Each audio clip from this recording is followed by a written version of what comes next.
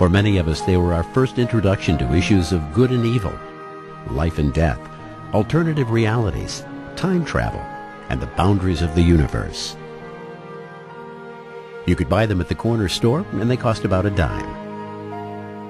DC and Marvel Comics were the two big publishers, and their superheroes fairly burst from every panel in vivid colors. And they're still fun to visit. Clarence Jackson runs his own advertising and public relations firm today, but when he was younger, he collected comic books. He still has about 7,000 of them from the 1960s up to the 90s, and he still remembers how they captured his imagination. When I was a kid, I used to imagine, what if I had super speed and I could outrun everybody? Or what if I had super strength and I could beat up the neighborhood bully? Or if I could, like Dr. Strange, that's a comic hero, I could see into the future. I mean, all of these things, you know, were important to you when you were a kid because they're an extension of your imagination. Comic books evolved from newspaper comic strips. By the 1930s, kids were reading about the exploits of Superman with his otherworldly powers, and Batman with his intellect and his cool toys. In the Depression, the bad guys were gangsters. During World War II, they fought the Axis. As America changed, the comics did their best to keep up.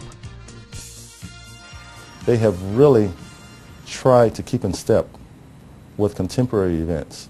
You will see the rise of civil rights as an issue in the books of the late 60s and early 70s. Previously, you didn't have any black characters, but after the 70s, they started introducing black characters. You've got female involvement. Some groups are headed by females, and actually, you've got quite a few very powerful female supervillains and superheroes. White, black, male, female, strange visitor from another planet, or evolutionary mutant. It takes more than just omnipotence to make a good superhero. After all, what's the fun if they can do anything? We've got to be able to relate to them somehow. So when Spider-Man isn't fighting evil, he's Peter Parker, worried about his job and his girlfriend. The Incredible Hulk was known to have a bad day now and then. Even Superman had a super problem. He was initially so powerful that his power had no physical boundaries. So you had to have kryptonite to give him at least a human weakness, a weakness that humans can identify with. He's an omnipotent person with a weakness that we can understand. It's called kryptonite. The action heroes of DC and Marvel are as popular today as ever, but the world of comics has broadened its horizons, and a new generation of comic book and graphic novel artists are pushing the limits of just what a comic book is. St. Louis artist Matt Kint has published several books, and though he grew up with the superheroes, that's not his style. Back then, there were just a couple big publishers, and if you're going to work in comics, you kind of had to get a job for them. And so you had to be able to tell a good Batman story, you had to be able to tell a good Captain America story, and you had to be able to draw in a certain style. And I think as the generations, you know, the 60s and the 70s, underground cartoonists started coming out, Art Crumb, Harvey Pekar, those type of people, and they were telling different stories. And I think that really that opened up the way for a lot of young cartoonists who grew up reading the superhero stuff, but didn't necessarily want to draw that. They didn't really want to write a Batman story. They wanted to tell their own story, or, you know, come up with something that hadn't been done before. By the time I was old enough to figure out what I wanted to do, I was like, well, I'll just tell whatever story I want, and then there are publishers to publish it. With fewer limitations, artists have begun exploring social and psychological issues, creating cartoons with more of an edge. Art Spiegelman dared to recount his father's recollection of the Holocaust through his graphic novel Mouse, and won a Pulitzer Prize. Movies like Spider-Man, Superman, Frank Miller's Sin City, and 300 are written, shot, and edited like comic books. Comics take on the dark and gritty ambience of film noir.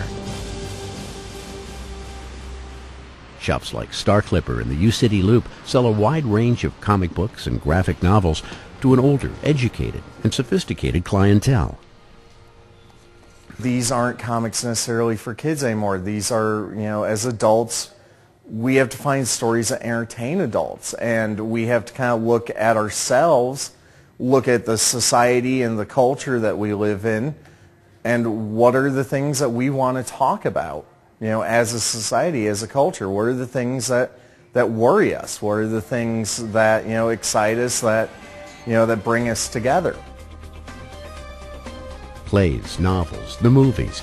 They weren't considered serious art forms in their early years, and comic book devotees believe that the best days for their genre are yet to come. It's just great to see what everybody's coming out with, and everybody's got a different idea, and they're coming from a different place.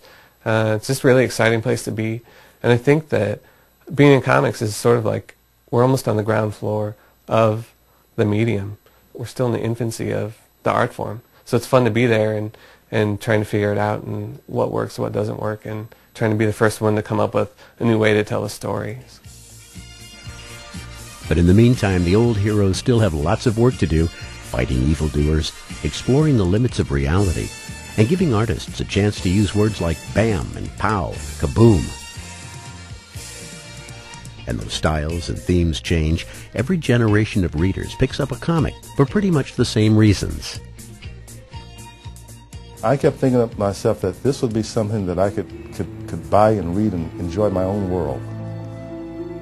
They give shape to your imagination. You kind of imagine something, and then when you read about it and say, "Wow, well, that's a good thing. I wonder if I could just be that. I could be everything. I could be super."